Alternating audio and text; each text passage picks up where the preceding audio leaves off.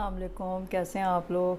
Thank you so much. और last time मैंने आपके लिए अपना एक लेक्चर डिस्कस किया था, उसके लिए बहुत सारे लोगों ने मुझे लिखा, मुझे इतनी खुशी हुई पढ़ के, और बहुत बहुत आप लोग का शुक्रिया। और ज़रूर इसी तरह मुझे बताया करें कि आपको लेक्चर कैसे लग रहे हैं, ठीक है। तो बड़ी हिम्मत हो जाती है मेरी। Thank you so much. अच्छा, आज जो है ना, मैंने आपके लिए एक केस प्रिपेयर किया है जो पास्ट एफसीपीएस के पेपर में से मैंने निकाला था, ठीक है। तो अब जितना भी आप केसेस पढ़ लेंगे, अब उनमें से कोई भी एमसीक्यू आ जाए तो वो आप कर सकेंगे ना। तो ज़रूरी तो नहीं है कि सिर्फ एमसीक्यू ही पढ़ाया जाए आपको, तो उसमें से कितने एमसीक्यू बन सकते हैं, ठीक है। तो मैंने कहा कि हर तरह से वो हेल्पफुल ही होगा, वो ज़ाहिर है किताब ही पढ़ते हैं आप, ठीक है। तो ये मैंने जो लिया है ना, काफ़ी अच्छा था ये, तो मैंने कहा ये मैं कर लूँ आपके लिए। अच्छा, केस नंबर 54 मैंने लिखा है। मैंने पीछे से जाके देखे थे अपने लेक्चर, जो केसेस मैं करवा रही थी ना, शायद 53 हुए थे if I am not wrong. तो उसको उधर ही से कंटिन्यू कर लेते हैं। तो इसमें उन्होंने पूछा है, अ 50-year-old man presented in the emergency department with right-sided weakness and blurring of vision in both eyes for 1 day. There is history of headache and dizziness since 2 weeks. On examination, he has a plethoric look with signs of upper motor neuron lesion on the right side. Fundoscopy revealed dilated retinal veins. His hemoglobin is 19 gram per deciliter. His renal functions, lipid profile and LFTs are normal. ठीक है। तो उन्होंने ये आपको history में बताया कि 50 साल का एक आदमी है, इमरजेंसी में आया है, राइट साइडेड वीकनेस और ब्लरिंग ऑफ विजन हो रही है उसको सिर्फ एक दिन से, और हिस्ट्री वो दे रहा है कि हेडेक और डिजीनेस उसको 2 वीक से हो रही थी, ठीक है।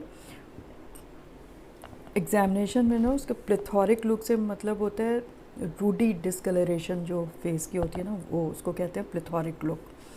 और signs of upper motor neuron lesion on the right side है, यानी कि स्ट्रोक के साइंस हैं। फंडोस्कोपी जब की तो उसको डायलेटेड रेटिनल वेन्स हैं। हीमोग्लोबिन जो है ना उसका वो 19 ग्राम पर डेसिलिटर है। आप देखें कितना बड़ा हुआ है। Renal function, lipid profile, LFT सब नॉर्मल है, ठीक है। अब क्वेश्चन उन्होंने पूछा है आपसे कि what is the diagnosis and what is the pathogenesis of the eye lesion, जो डायलेटेड रेटिनल वेन्स हैं। नंबर 2 उन्होंने पूछा है, list 5 renal causes of this condition. 3 है, list 5 laboratory test which you will order in this patient. तो एक एक करके कर लेते हैं। पहला क्वेश्चन है ना कि what is the diagnosis and what is the pathogenesis of the eye lesion. अब दोबारा केस देखें। इसमें जो है ना उन्होंने फंडोस्कोपी में बताया हुआ है डायलेटेड रेटिनल वेन्स। अब क्यों है डायलेटेड रेटिनल वेन्स? हीमोग्लोबिन उसकी 19 ग्राम्स है, कितना बड़ा हुआ है, ठीक है। रीनल फंक्शन, लिपिड प्रोफाइल, वो सब उन्होंने सही बताया। हिस्ट्री में उन्होंने न्यूरोलॉजिकल सिम्टम्स हैं उसको, यानी कि हेडेक और डिजीनेस हो रही है 2 वीक से, और फिर एकदम से ब्लरिंग ऑफ विजन होने लगा और वीकनेस हो गई, ठीक है। तो अब 19 ग्राम हीमोग्लोबिन से क्या आपको पता चल रहा है? अगर 17 से ज़्यादा आ रहा है मेल में, ठीक है, और फीमेल्स में अगर 15 से ज़्यादा आ रहा है, तो ये आपको बता रहा है कि पॉलीसाइथीमिया इसको हुआ है, ठीक है। पॉलीसाइथीमिया की वजह से फिर विस्कोसिटी बढ़ जाती है और स्टेसिस होने लगता है ब्लड में। तो हाइपर विस्कोसिटी सिंड्रोम हुआ है ना इसको। उसके न्यूरोलॉजिक सिम्टम्स होते हैं, यानी कि headache, dizziness, tinnitus, vertigo, blurring of vision, और ये चीज़ें हो रही होती हैं। और फिर TIA हो सकता है जैसे ये पेशेंट आया ना कि एक दिन की इसने हिस्ट्री दी है वीकनेस और उसकी, तो उसमें अपर मोटर न्यूरॉन लीजन मिल रहा है, लेकिन अगर 24 आवर्स में ये ठीक हो जाए तो TIA होगा, ठीक है। तो उसमें इन्होंने बताया हुआ नहीं है। 12 TIA जो हैं, ट्रांजिएंट इस्केमिक अटैक्स जो हैं, वो कॉमन होते हैं हाइपर विस्कोसिटी की वजह से। तो सारे के सारे हाइपर विस्कोसिटी की वजह से न्यूरोलॉजिक सिम्टम्स हो रहे होते हैं, ठीक है। तो डायग्नोसिस आपने क्या बताया कि भाई as haemoglobin of this patient is very high, 19 gram है, symptoms of weakness and right side हैं। तो हेडेक, ब्लरिंग ऑफ विजन, ये सब इंडिकेट कर रहा है केस को। और रेटिनल वेन की जो एंगॉजमेंट हुई हुई है वो ये बता रहा है हमें कि हाइपर विस्कोसिटी सिंड्रोम हुआ है। और चूँकि इसकी हीमोग्लोबिन इतनी ज़्यादा है, मैन में मोर देन 17 को हम लेते हैं पॉलीसाइथीमिया, और फीमेल में मोर देन 15 को लेते हैं, ठीक है। और हेमाटोक्रिट भी देखना होता है। हेमाटोक्रिट मैन में मोर देन 55 और फीमेल में मोर देन 45 अगर हेमाटोक्रिट हो तो फिर हम उसको एबनॉर्मल लेते हैं, ठीक है। तो अब पॉलीसाइथीमिया, अब जब आपने देख लिया कि मोर देन 17 ग्राम है इसमें, यानी कि 19 है ना, तो फिर ये हो सकता है कि ये सिर्फ increase in the number of red cell हो, जिसे हम कहते हैं कि भाई ट्रू पॉलीसाइथीमिया, और रिडक्शन इन प्लाज्मा वॉल्यूम हो, उसको हम कहते हैं स्पूरियस पॉलीसाइथीमिया या रिलेटिव पॉलीसाइथीमिया कह सकते हैं, यानी कि जो प्लाज्मा वॉल्यूम है वो कम हो गया, उसकी वजह से सेल ज़्यादा लग रहे हैं आपको। तो हाई हीमोग्लोबिन जो है हमेशा इंक्रीज हेमाटोक्रिट कर देगा, जो परसेंटेज ऑफ रेड सेल होती है प्लाज्मा में। तो when haematocrit is elevated more than 50%, मैंने 55 शायद कहा था, गलत है, मोर देन 50% अगर इन मैन में है तो एबनॉर्मल है, और मोर देन 45% इन वुमेन में भी एबनॉर्मल। तो रेड सेल मास पहले आप मेजर कर लेंगे ये पता करने के लिए कि ट्रू पॉलीसाइथीमिया है या स्पूरियस पॉलीसाइथीमिया या रिलेटिव पॉलीसाइथीमिया, ठीक है। तो उसमें ये करते हैं कि रेड सेल मास मालूम करने के लिए जो तरीका होता है ना, उसमें radio isotope labelled chromium 51 labelled RBC patient के लेके मतलब इंजेक्ट करते हैं पेशेंट में। फिर उसके बाद 2 आवर्स तक ब्लड में रेडियो एक्टिविटी देख लेते हैं, और इसी तरह प्लाज्मा का वॉल्यूम भी आयोडीन 123 लेबल्ड वो देते हैं होमोलॉगस एल्ब्यूमिन, उससे पता करते हैं, ठीक है। तो अगर जो है ना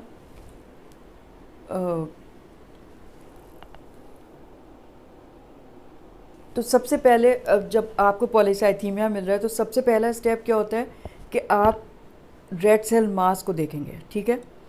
तो इसी प्रिंसिपल से जो मैंने बताया है उससे मालूम कर लिया आपने रेड सेल मास। अगर रेड सेल मास नॉर्मल आ गया, नॉर्मल क्या होता है, less than 36 millilitre per kilogram in man and less than 32 millilitre per kilogram in women. तो अगर रेड सेल मास नॉर्मल आ रहा है तो इसका मतलब है स्पूरियस या रिलेटिव पॉलीसाइथीमिया, ठीक है। अगर रेड सेल मास इंक्रीज आ रहा है, यानी 36 मिलीलीटर पर किलोग्राम आदमियों में और more than 32 millilitre per kilogram औरतों में, तो फिर ये बड़ा वार है ना, तो इस अगर बड़ा वार है तो आप इरिथ्रोपोइटिन लेवल्स कराएंगे, ठीक है। अगर इरिथ्रोपोइटिन लेवल लो आ गए या बिल्कुल ही मेजरेबल ही नहीं है, इतने कम है, तो पेशेंट को फिर मोस्ट लाइकली पॉलीसाइथीमिया वेरा होता है, ठीक है। और पॉलीसाइथीमिया वेरा में हमेशा याद रखें कि बोन मैरो बायोप्सी का कोई फ़ायदा नहीं है, उससे कुछ पता नहीं चलता, यानी कि आप डिफ्रेंशिएट भी नहीं कर सकते कि माइलोफाइब्रोसिस है या एसेंशियल थ्रोम्बोसाइटोसिस है, क्योंकि तीनों ही जो सेल लाइंस है ना वो बड़ी हुई होती हैं इसमें पॉलीसाइथीमिया में। तो अब म्यूटेशन इन JAK2 जो जीन है ना, उसको अब मेजर इम्यूनो ऐसे कर सकते हैं उसका, ठीक है। तो वो आप करवा लें, वो कन्फर्मेटरी होता है। JAK2 95% ऑफ पेशेंट जो सफ़र कर रहे हैं पॉलीसाइथीमिया वीरा से, जिनका रेड सेल मास इंक्रीज़ है, तो उनको जो है ना अगर ये आ रही है 95% में होती है ये। और जो स्पोरेडिक केसेस होते हैं, जो स्पोरेडिक नहीं, जो फेमिलियल होता है पॉलीसाइथीमिया, उसमें नहीं भी आ सकता ये JAK2, 5% में एब्सेंट होता है, ठीक है। और फिर उसके बाद आप अगर आपको ये JAK2 मिल रहा है तो आप एब्डोमिनल अल्ट्रासाउंड भी करा के देख लेंगे, तो उसमें आपको स्प्लीनोमेगाली मिल जाएगी, ज़्यादातर में होती है, ठीक है, यानी कि जब एब्सोल्यूट इरिथ्रोसाइटोसिस हो रहा हो।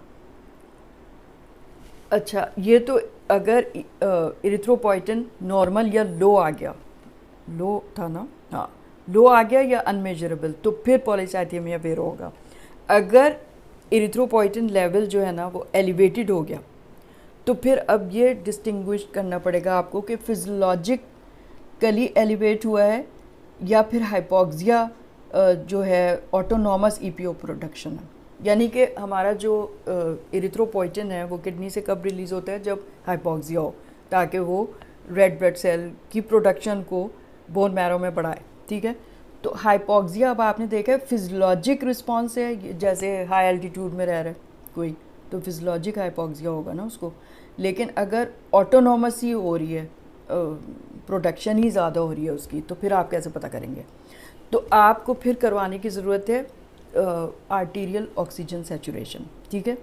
तो आप ना फिर आर्टीरियल ऑक्सीजन सैचुरेशन अगर आपको लो मिल गई, यानी कि लेस देन 92% अगर अब मिल गई आपको, तो फिर आप को ये होगा कि अगर लो आर्टीरियल ऑक्सीजन सैचुरेशन है तो या तो कोई लंग डिजीज़ है या फिर कोई हार्ट डिजीज़ है, अगर वो पेशेंट हाई एल्टीट्यूड में नहीं रह रहा तो। और दूसरे क्या है कि नॉर्मल भी आ जाती है ये ऑक्सीजन सैचुरेशन, अगर नॉर्मल है। लो है तो फिर हार्ट और लंग डिजीज़ आप देखेंगे, अगर नॉर्मल आ रही है तो स्मोकर्स में भी हो सकती है, ठीक है।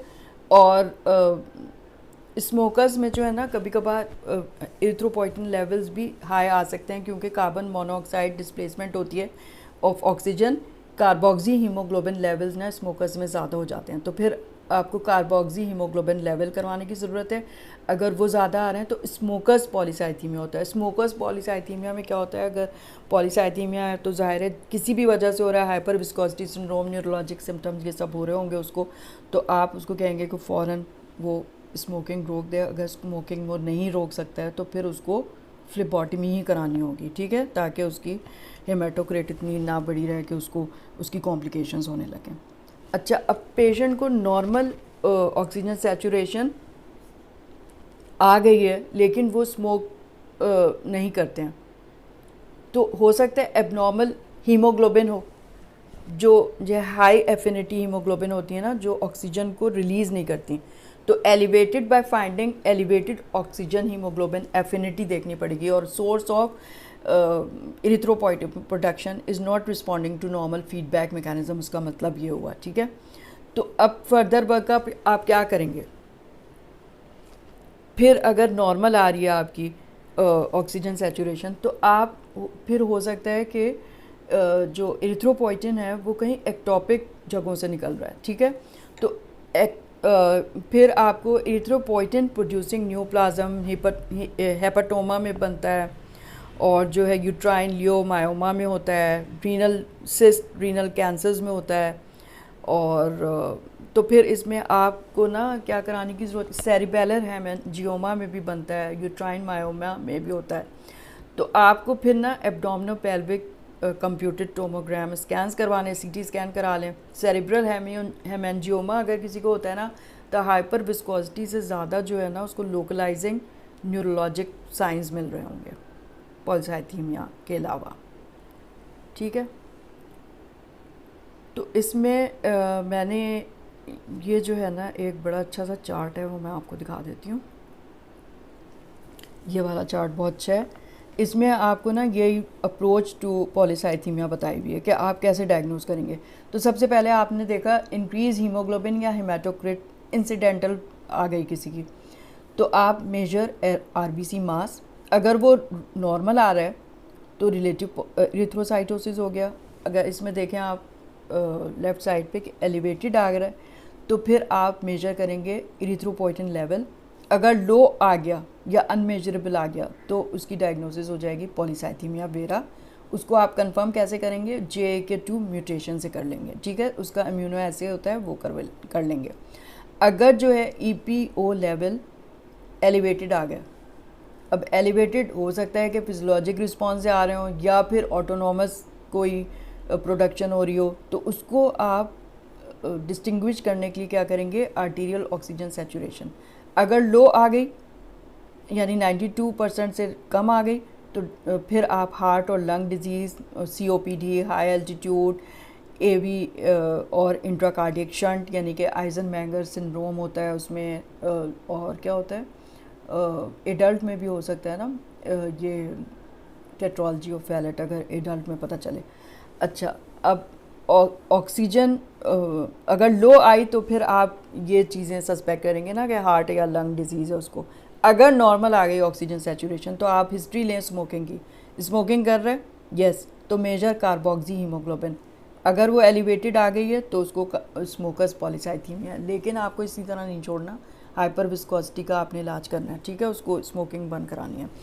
अगर जो है उसका हीमोग्लोबिन स्मोकर वो नहीं है, अगर उसने कहा वो नहीं है स्मोकर, तो मेजर हीमोग्लोबिन ऑक्सीजन एफिनिटी। बाज़ हीमोग्लोबिन होती है ना, तो वो इतनी उनकी हाई एफिनिटी होती है कि ऑक्सीजन को वो टिश्यू में रिलीज़ ही नहीं करती हैं। तो फिर आप करवाएंगे इंक्रीज ऑक्सीजन एफिनिटी हीमोग्लोबिनोपैथी होगी उसको, ठीक है। अगर वो नॉर्मल आ जाए, ऐसा नहीं है कि हीमोग्लोबिन एफिनिटी ऑक्सीजन की इंक्रीज़ हुई हुई है, नॉर्मल आ गई वो, तो फिर आप ट्यूमर्स के लिए सर्च करेंगे फॉर एक्टोपिक एरिथ्रोपोइटिन प्रोडक्शन, यानी renal ultrasound for renal carcinoma, renal cyst, सीटी ऑफ हेड, सेरिबेलर हेमेंजियोमा, सीटी ऑफ पेल्विस, यूट्राइन लियोमायोमा, सीटी ऑफ एब्डोमन, हेपाटोमा, ये सब करा के देखेंगे आप, ठीक है। तो ये एक बड़ा अच्छा सा चार्ट था। अच्छा, डायग्नोसिस अगर मतलब ये कि आपका ईपीओ बिल्कुल अनमेजरेबल या कम ही आ रहा है, तो आपने सस्पेक्ट किया है ना, तो कि पॉलीसाइथीमिया वेरा होगा, तो पॉलीसाइथीमिया वेरा में जो है वो सपोर्ट इस तरह से होता है कि अगर आप वाइट ब्लड सेल काउंट भी बढ़ी हुई होगी उसमें और प्लेटलेट काउंट भी बढ़ी होगी, सिर्फ आरबीसी काउंट बढ़ी भी नहीं होगी, लेकिन उसमें क्या होता है, फिनोटिपिकली नॉर्मल होते हैं आरबीसी भी, प्लेटलेट्स भी और वाइट ब्लड सेल्स भी, ठीक है। और उसमें कोई साइटोजेनेटिक एबनॉर्मेलिटीज़ नहीं होती, सिर्फ ये म्यूटेशन होती है JK2 की, ठीक है। तो ये तो हमने कर लिया। अच्छा, एक ये चार्ट और भी है, कॉजेज़ ऑफ एरिथ्रोसाइटोसिस। तो relative erythrocytosis, haemoconcentration secondary to dehydration, diuretic, ethanol abuse, androgen और टबैको अब्यूज़। तो इसमें आपको स्पूरियस पॉलीसाइथीमिया मिलेगा या रिलेटिव पॉलीसाइथीमिया। एब्सोल्यूट एरिथ्रोसाइटोसिस किस में होता है, हाइपोक्सिया में। अब उसमें डिफरेंट क्या कॉजेज़ हो सकती हैं, carbon monoxide intoxication, high oxygen affinity haemoglobin, high altitude physiologic हो गया बिल्कुल, pulmonary disease, right to left cardiac vascular shunts, sleep apnoea syndrome, hepatopulmonary syndrome. Renal disease में आप देखें रीनल आर्टरी स्टीनोसिस है, फोकल स्क्लेरोजिंग और मेम्ब्रेनस ग्लोमेरुलोनेफ्राइटिस है, post renal transplantation, renal cyst and Bartter syndrome में भी हो सकता है। ट्यूमर में hypernephroma, hepatoma, cerebellar haemangioma, uterine myoma, adrenal tumours, meningioma, pheochromocytoma. Drugs में एंड्रोजन, रिकॉम्बिनेंट एरिथ्रोपोइटिन। फैमिलियल में बहुत सारी म्यूटेशंस हो सकती हैं, और फिर एक आता है पॉलीसाइथीमिया वेरा, ठीक है। अब पॉलीसाइथीमिया वेरा मैंने थोड़ा सा आपके लिए लिख लिया था कि आपको आसानी हो जाए इसमें। तो it is a clonal haematopoietic stem cell disorder in which phenotypically normal red cells, granulocytes and platelets accumulate in the absence of recognizable physiologic stimulus. It spares no adult age, और किसी भी एज में हो सकता है, 50-60, और women under 50 predominate among sporadic cases। और इसमें जो इटियोलॉजी है ना उसकी ये है कि mutation in the auto inhibitory pseudokinase domain of tyrosine kinase JK2 that replaces valine with phenyl alanine causing constitutive kinase activation has central role in PV pathogenesis यानी पॉलीसाइथीमिया वेरा। तो JK2 क्या करता है, it serves as cognate tyrosine kinase for the erythropoietin and thrombopoietin receptors. JK2 autophosphorylation results in proliferation, differentiation and resistance to apoptosis in the absence of erythropoietin, ठीक है। तो erythropoietin के बगैर ही जो है ना ये proliferation सब रिसेप्टर्स की कर रही होती है। More than 95% of PV patients has this mutation. JK2 gene is located in the short arm of chromosome 9. Familial polycythemia vera can occur without this mutation. अच्छा, क्लिनिकल फीचर्स क्या होते हैं इसके, हालांकि है तो PV पेन माइलोपैथी है ना, मतलब ये कि RBC भी बढ़े हुए हैं, प्लेटलेट भी बढ़े हुए हैं, WBC भी बढ़े हुए हैं, तो स्प्लीनोमेगैली भी हो रही है, ठीक है। लेकिन इनिशियल प्रेजेंटेशन जो है ना ज़्यादातर जो है इंसिडेंटल CP किसी ने कराई और उसमें इंक्रीज़ हीमोग्लोबिन और वो आ गया, या फिर पेशेंट का स्प्लीन इतना बड़ा हो जाता है कि उसको यानी कि हैवीनेस इन द एब्डोमेन और उसके साइंस हो सकते हैं। विद द एक्सेप्शन, मतलब जितने भी लोगों को चाहे प्राइमरी हो रहा है या सेकेंडरी हो रहा है, हाइपर विस्कोसिटी सिंड्रोम में न्यूरोलॉजिक सिम्टम जो मैंने आपको बताया, यानी कि हेडेक, डिजीनेस, टिनिटस, वर्टाइगो और ब्लरिंग ऑफ विजन, ठीक है, ये सब हो रहा होता है, ठीक है। और सिर्फ जो दो चीज़ें हैं ना, वो इरिथ्रोसाइटोसिस की निशानी होती है। एक तो एक्वाजेनिक प्लूराइटिस, यानी कि हॉट बाथ लेने के बाद ख़ारिश शुरू हो जाती है, और इरिथ्रोमेलैल्जिया। इरिथ्रोमेलैल्जिया क्या होता है कि इराइदीमा और बर्निंग और pain in the lower extremities, उसको कहते हैं इरिथ्रोमेलैल्जिया, और वो ना इरिथ्रोसाइटोसिस की वजह से हो रहा होता है, ठीक है। तो जैसे मैंने बताया, अनकंट्रोल्ड अगर इरिथ्रोसाइटोसिस हो जाए तो हाइपर विस्कोसिटी करेगा, और इसमें जो है ना यानी कि न्यूरोलॉजिक सिम्टम्स होंगे, ट्रांजिएंट इस्केमिक अटैक्स हो सकते हैं, और सबसे बड़ा जो कॉम्प्लिकेशन सबसे बड़ी है ना, वो है आर्टीरियल और वीनस थ्रोम्बोसिस। उसके साथ भी इनिशियल मैनिफेस्टेशन ये हो सकती है कि थ्रोम्बोसिस हो रही है और पेशेंट आ गया आपके पास। तो कोई भी वेसल वैसे तो अफेक्ट हो सकती है, लेकिन सेरेब्रल, कार्डियक और मेजेंटेरिक ज़्यादा होती हैं। और ये देखा गया है कि जो हेपेटिक वेन थ्रोम्बोसिस है ना, जिसे कहते हैं बर्ट-चियारी सिंड्रोम, तो वो तो होती ही पॉलीसाइथीमिया वेरा में बहुत ही कॉमन है। तो अगर किसी को हो तो सबसे पहले हाइपर विस्कोसिटी सिंड्रोम और ये सब देखना चाहिए, मतलब सस्पिशन होना चाहिए कि पॉलीसाइथीमिया वेरा ना हो उसको, ठीक है। और सिर्फ ये वाली थ्रोम्बोसिस जो है ना, it is associated with JAK2 gene mutation. अच्छा, और दूसरी क्लिनिकल फीचर्स में ना क्या हो सकता है, डिजिटल इस्कीमिया भी हो सकता है, इजी ब्रूइजिंग, एपिस्टैक्सिस और acid peptic disease, gastrointestinal haemorrhage भी हो सकता है, ठीक है। अच्छा, एसिड पेप्टिक डिजीज़ जो है वो इसलिए होती है कि पॉलीसाइथीमिया वेरा में जो है ना, हेलिकोबैक्टर पाइलोरी बहुत ज़्यादा प्रोलिफरेट करने लगते हैं, इस वजह से होती है। गैस्ट्रोइंटेस्टिनल हेमोरेज या वेस्कुलर स्टेसिस, थ्रोम्बोसाइटोसिस, ये हो सकता है। अच्छा, ब्लीडिंग इसलिए होती है कि अगर ये थ्रोम्बोसाइटोसिस की वजह से जो बड़े बड़े जो थ्रोम्बोसाइट्स हैं ना, वो high molecular weight von Willebrand factor को प्रोटियोलाइज कर देते हैं, तोड़ देते हैं वो, तो फिर एक्वायर्ड वॉन विलब्रेंड डिजीज़ हो जाती है। वॉन विलब्रेंड फैक्टर जो होता है ना, वो एंडोथीलियल सेल्स बनाते हैं, और उसका काम क्या होता है, जब प्राइमरी हीमोस्टेसिस हो रही होती है तो प्लेटलेट को जोड़ने के लिए सब एंडोथीलियल टिश्यू से वॉन विलब्रेंड फैक्टर चाहिए, ठीक है। तो वॉन विलब्रेंड फैक्टर ही अगर नहीं होगा तो प्लेटलेट एग्रीगेट नहीं होंगे, प्लग नहीं बनेगा, प्राइमरी हीमोस्टेसिस फेलियर हो जाएगा, तो ब्लीडिंग होगी, ठीक है। तो और इराइदीमा, बर्निंग, पेन इन एक्सट्रीमिटीज़, उन सबको इरिथ्रोमेलैल्जिया जो मैंने आपको बताया, तो वो थ्रोम्बोसाइटोसिस की वजह से। और another complication thrombocytosis in PV due to increase platelet stickiness होती है, इस वजह से हो रहा होता है। मतलब ये जो है ना, इराइदीमा, बर्निंग और पेन इन एक्सट्रीमिटीज़ जो है वो थ्रोम्बोसाइटोसिस की वजह से हो रहा होता है।